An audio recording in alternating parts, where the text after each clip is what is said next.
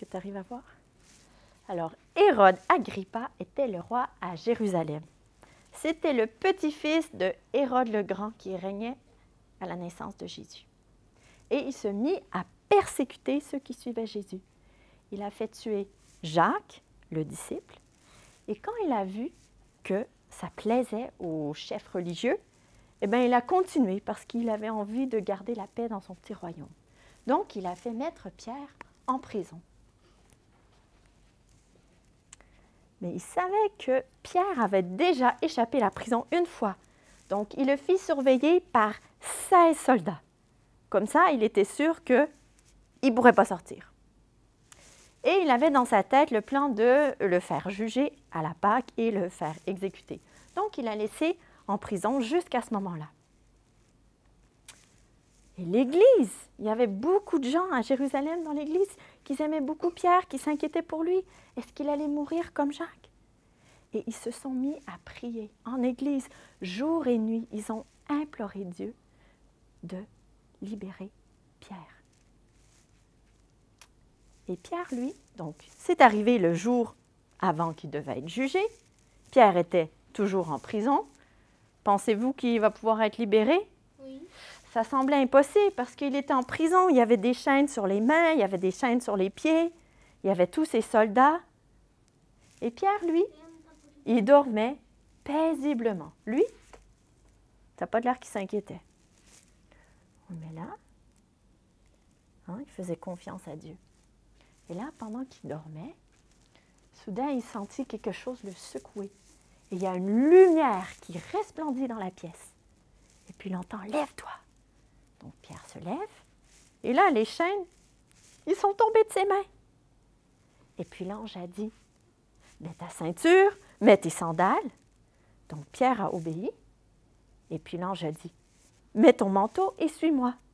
Et là, Pierre, mais il n'arrivait pas à comprendre qu'est-ce qui se passait. Mais il suit comme ça. Et là, l'ange a ouvert la porte de la prison. Ils sont passés devant les premières gardes. Ils sont passés devant les deuxièmes gardes. Ils sont arrivés à la grosse porte de fer.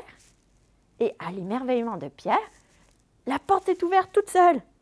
Ils se sont retrouvés dans la rue. Ils ont pris quelques pas. Et là, tout d'un coup, l'ange a disparu.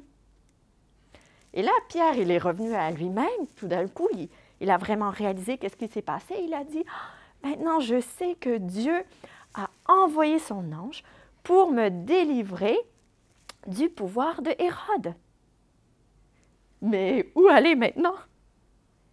Pierre s'est dirigé vers la maison de Marie, la mère de Marc, parce que là, il y avait beaucoup de personnes qui priaient pour lui.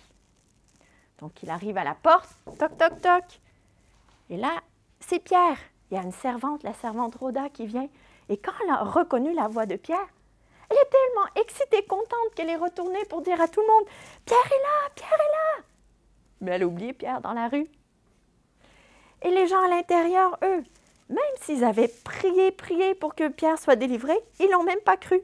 Ils ont dit, « Mais tu es folle! » Elle dit, « Non, non, c'est Pierre! » Et Pierre, lui, entre-temps, il était toujours dehors dans la rue.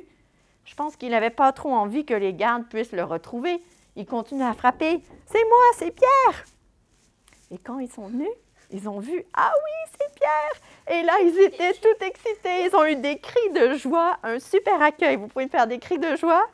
Ouais! Et là, Pierre a fait signe de la main. Et puis, il leur a raconté tout ce qui s'était passé, comment Dieu avait envoyé l'ange pour le délivrer. Et puis il a dit, partagez ça avec Jacques. Ça, c'est Jacques, le frère de Jésus, qui était le responsable de l'Église. Et tous les frères et sœurs de l'Église, racontez-leur qu'est-ce que Dieu a fait. Et puis Pierre, il est parti. Et il est parti à un autre endroit. Il a continué son chemin. Incroyable, l'Église a prié pour la délivrance de Pierre. Ils étaient unis.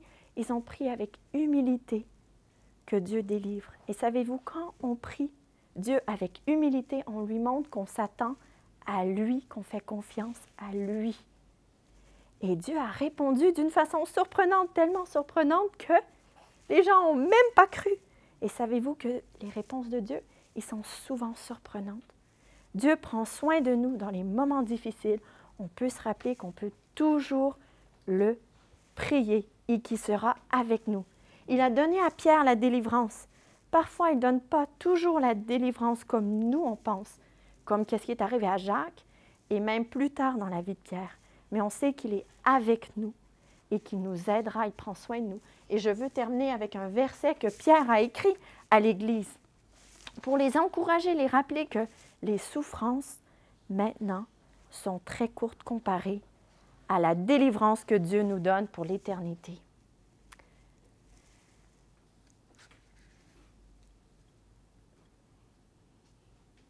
Le Dieu de toute grâce vous a appelé en Jésus-Christ à sa gloire éternelle. Après que vous aurez souffert un peu de temps, il vous rétablira lui-même, vous affermira, vous fortifiera et vous rendra inébranlable. À lui soit la gloire et la puissance au siècle des siècles. Amen. Et je vais prier. Seigneur Dieu, on veut te remercier parce que tu prends soin de nous. Merci parce qu'on peut toujours venir à toi. Tu nous écoutes, Seigneur. Et merci parce que tu réponds. Tu réponds aux prières et toujours de façon surprenante. Merci pour ta grâce. Merci parce que tu as envoyé Jésus qui, lui, a souffert pour nous. Aide-nous à placer notre confiance en toi, Seigneur, pas en nous-mêmes. On prie ces choses au nom de Jésus. Amen.